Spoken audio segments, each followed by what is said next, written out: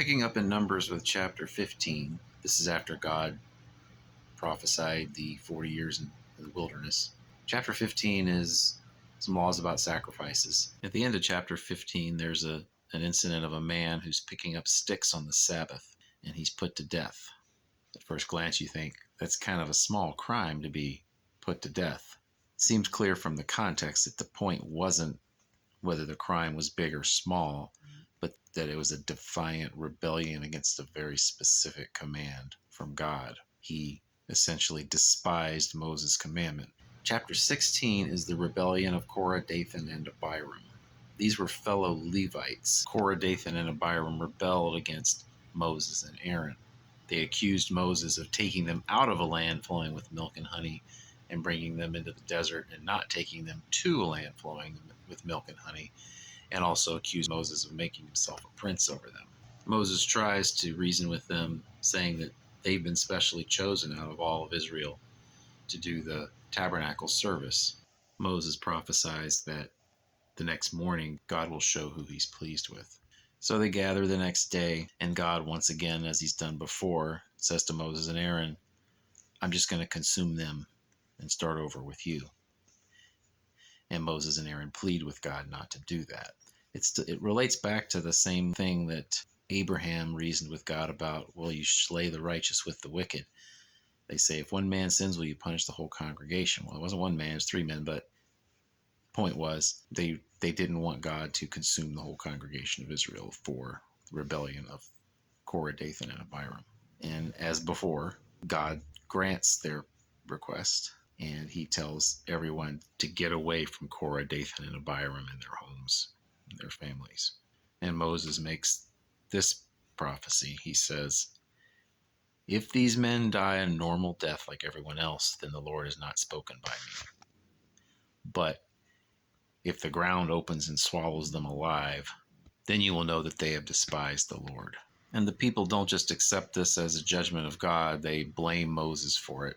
And once again, God says, let me consume them. And then a plague breaks out, and thousands of people start dying, and Moses commands Aaron quickly to offer an offering of incense, which Aaron does, and then God stops the plague. So we've seen this recurring pattern with both Abraham and Moses of God saying, cause a great disaster, and then Abraham and Moses pleading with God not to, and God listens to them.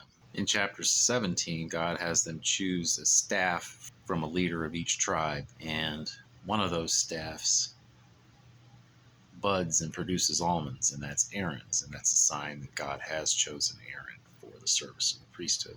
And God commands that Aaron's rod be kept with the ark as a sign that this is indeed what God has chosen. Chapter 18 is about the duties of the priests and Levites, and also their means of support.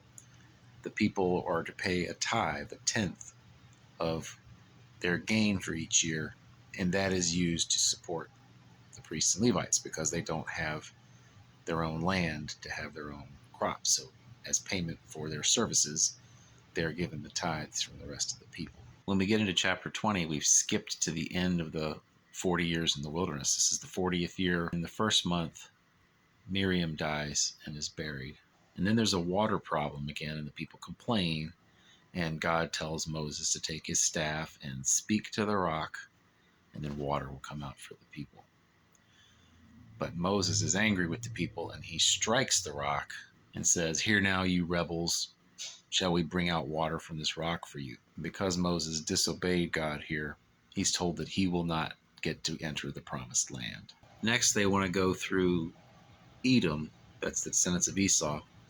They want to go through Edom's territory, but Edom refuses, so they have to go a different way. And at this point, God tells Moses it's time for Aaron to die. And he has Moses take the priestly garments off of Aaron and put them on his son Eleazar. And Eleazar becomes the new high priest. And Aaron dies, and there's mourning for him. In chapter 21, after a battle with a Canaanite king, it's a really interesting situation after the Israelites complain yet again about the manna God has provided and about the lack of, it says no food and no water. Well, we know they have food and manna, they just don't like it. So God sends snakes out among them that bite people, and some of them die. And they confess their sin in rebelling against God and against Moses. And God tells Moses to make a serpent and put it up on a pole. So Moses makes a bronze serpent and puts it up on a pole. And the people are told, if anyone's bit by a snake, look at this pole and you'll be healed. Very strange, since there's a command against making graven images.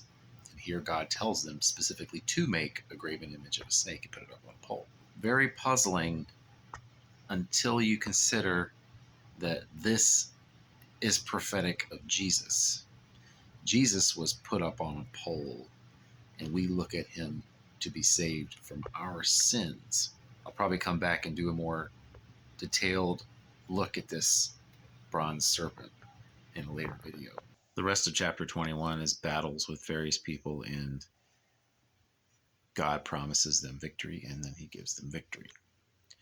22, we come to Balaam, and we'll look at him in the next video.